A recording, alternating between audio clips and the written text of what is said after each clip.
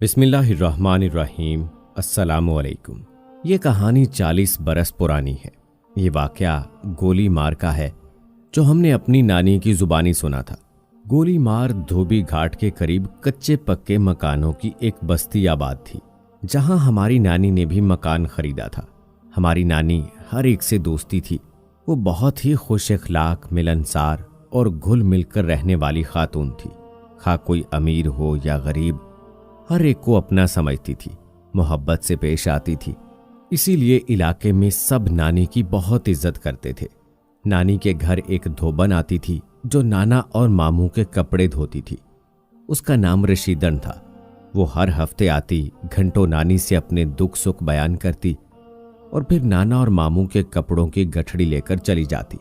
रशीदन की एक पोती थी जो 10 साल बाद बड़ी मन्नतों और मुरादों से पैदा हुई थी।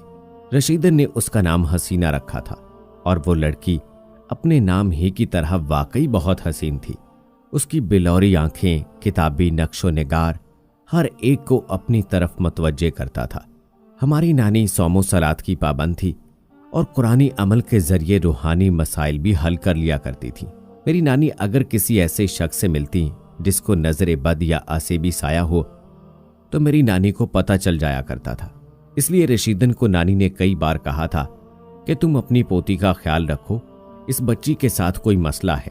मुझे लगता है कि इस पर साया है किसी गंदी शय का। उस बच्ची की आंखें किस कदर खूबसूरत हैं, लेकिन क्या कभी तुमने इसकी आंखों में अजीब सी वहशत को महसूस नहीं किया? मगर नानी की बात पर रशीदन हमेशा हंसकर कहती थी, बीबी ये तो सिर्फ जिद्दी हो गई है, चिड़चिड़ी सी है। आखिर मेरी और बाप की लाडली है ना, हर वक्त अपनी मनमानी करती है। एक रोज रशीदन आई तो वो बहुत उदास थी। उसने बताया कि बेबी आप ठीक कहती हैं, अब हम भी महसूस करते हैं कि कोई ना कोई बात है। हसीना खुद से ही बातें करती है, सारा दिन खाना नहीं खाती। उसकी सहेलियां उसको पगली बोलकर छेड़ती हैं तो फिर हसीना उनको मारने दौड़ती है। कभी रोती है तो कभी हंसती है, कभी बिल्कुल फाका करती है और कभी इतना खाती है कि अपना हाथ नहीं रोकती। 4-4 बंदों का खाना बैठकर खा जाती है। नमाज पढ़ने को कहो तो काट खाने को दौड़ती है, मसल्ले को उठाकर फेंक देती है। सारा दिन बाल खोले अंदर बाहर पागलों की तरह फिरती रहती है। ये बातें बताकर रशीदन रोने लगी और मेरी नानी से कहने लगी कि बीबी जी आप इसके लिए कोई तावीज धागा पढ़कर दे दे। अरे पगली, मैं कोई तावीज नहीं दे सकती, क्योंकि मेरा तावीज उस गंदी चीज पर असर नहीं करेगा। अलबत्ता तुम कल एक साफ बोतल लाना, मैं पानी दम करके दूंगी, तुम उसको पानी पिलाती रहना, अल्लाह करम करेगा। अगले दिन नानी ने पानी दम करके दिया। उस पानी से हसीना को कुछ अफाका हुआ। वो अब आम इंसानों की तरह खाना खाने लगी। नानी ने रशीदन से कहा, देखो इसे ज्यादा तंग मत करना, मेरे हिसाब के मुताबिक ये बहुत ही ज्यादा खतरनाक चीज है। बेहतर रहेगा कि तुम अपनी पोती को इसके हाल पर ही छोड़ दो। मगर हसीना का बाप तो मुख्तलिफ आमलों के पास जाता रहा, जिसकी वजह से हसीना जिद्दी और खूनखार हो गई। पहले तो वो घर के किसी फर्द को नुकसान नहीं पहुंचाती थी, मगर अब तो वो मरने मारने पर आ गई थी। एक दिन उसने अपनी मां को बुरी तरह जख्मी कर दिया, क्योंकि वो बार बार उस पर कुछ पड़कर फूंक रही थी। आखिरकार तंग आकर बाप ने हसीना को जंजीरों से जकड़ दिया। एक दिन मालूम हुआ कि हैदराबाद में एक बहुत बड़े आमिल साहब हैं, वो इस तरह की चीजों का उतार करते हैं। हसीना का बाप उन आमिल को बड़ी मिन्नत और समाजत करके घर लाया। उन्होंने हसीना को देखते ही बताया कि इसके उतार में बहुत ज्यादा खतरा है, या तो वो आसीब चला जाएगा या फिर हसीना की मौत हो सकती है। अगर तुम राजी हो तो मैं इलाज शुरू कर दूंगा, आप इलाज शुरू करें। अब हम ये चीजें बर्दाश्त नहीं कर सकते, बाकी फिर अल्लाह की जो मर्जी, उसके बाप ने कहा।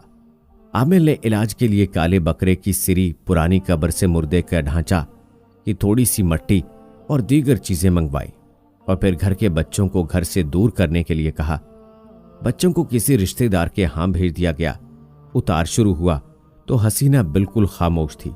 आमिल साहब ने अपनी पढ़ाई शुरू करते हुए पूछा, तू खामोश क्यों है, बोलता क्यों नहीं, बता दो इस लड़की पर कब से और क्यों है?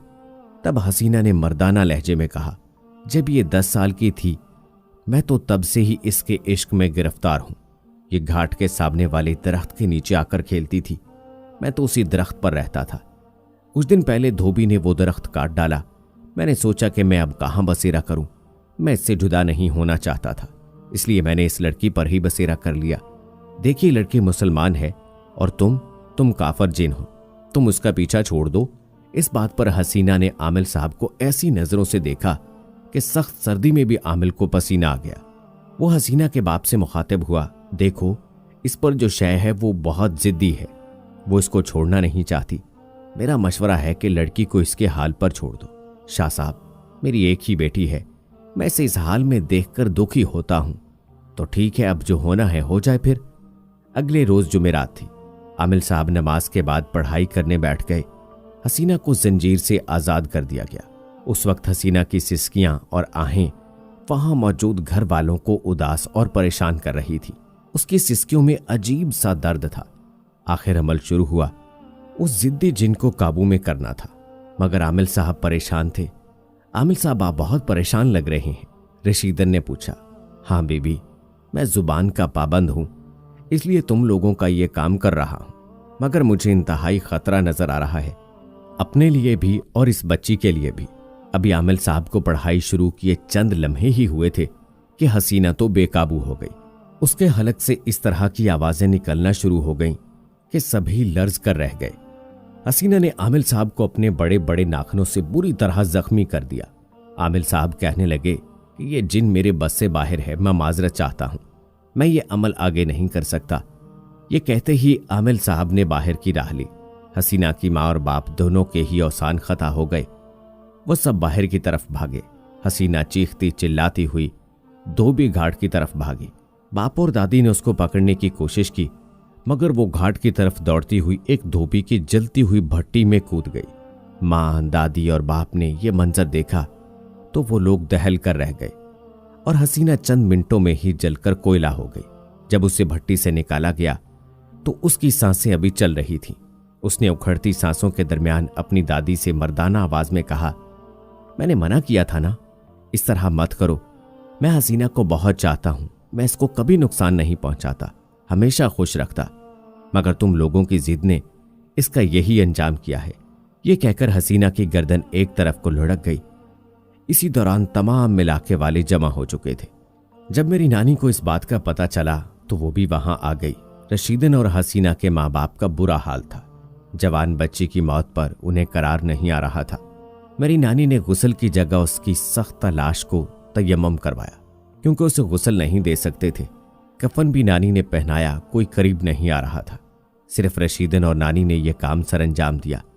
नानी ने हसीना के बाप से कहा, देखो, तुम अपनी बेटी को इस जगह दफन करना जहां इसके इर्द गिर्द कोई और कब्र ना हो। फिर इसका जनाजा उठा। सारी रात उस इलाके में एक खौफ तारी रहा था। बाद में उस भट्टी से हसीना के सिसकने की आवाजें आती थीं, जिसमें कूदकर उसने जान दी थी। इस इलाके में धोबी ने वो भट्टी भी बंद करके दूसरी जगह नई भट्टी बना ली थी। मगरिब के बाद घाट पर वीरानी छा जाती थी और वहां अजीबो गरीब चीखो पुकार मिट जाती थी। डर के मारे लोगों ने उस घाट को छोड़कर अपने घरों के सामने घाट नया बना लिया। कुछ दिन बाद हसीना का बाप जब अपनी बेटी की मोहब्बत में रोता हुआ कब्र पर गया तो वो ये देखकर हैरान रह गया, वहां तो कब्र का निशान तक न था। रशीदन रोते हुए मेरी नानी अम्मा के पास आई और नानी से पूछा कि आखिर ये क्या माजरा है, मेरी पोती की कब्र कहाँ गायब हो गई। नानी ने हिसाब किताब करके बताया कि वो जिद्दी जिन उसको ले गया है। अब तुम लोगों को ना तो उसकी कब्र ढूंढने की कोई जरूरत है और ना अब उसके लिए कोई पढ़ाई वगैरह करो। वक्त गुजरता गया। चंद साल बाद धोबी घाट खत्म हो गया। धोबी भी उधर से चले गए। नानी और नाना के इंतकाल के बाद मामू ने भी वो घर बेच दिया। ये वाकया सुनाने के बाद नानी हम सब बच्चों को ताकीद करती थी कि सब नमाज की पाबंदी किया करो, बावजू रहा करो, कुरान पाक को दिल लगाकर पढ़ा करो और पाक साफ रहा करो। जब घर से निकलो, खास तौर पर मगरिब के वक्त या दिन के 12 बजे, रात के 12 बजे, अपने ऊपर चारों कुल आयतल कुर्सी का हिसार खींचकर निकलो। खुदावंदे करीम तमाम बच्चियों और बच्चों को इन बलाओं के शर से महफूज रखे। आमीन।